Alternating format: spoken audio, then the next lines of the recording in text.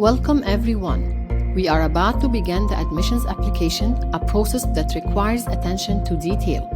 This guide has been created to provide you with clear instructions to navigate this form successfully. We will break down each component from initial data entry to the final review and submission.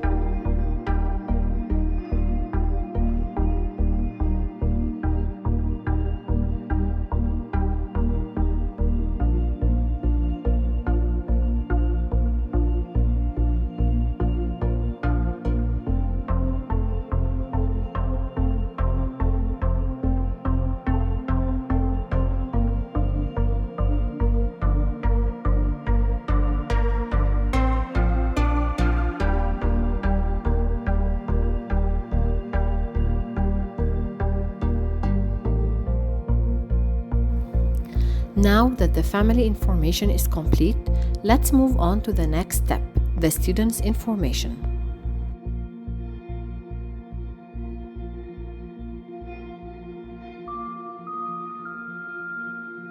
You are now on the policies page. It's essential that you review all the information in this section carefully. A thorough understanding of the entire admissions process depends on taking all these details into account.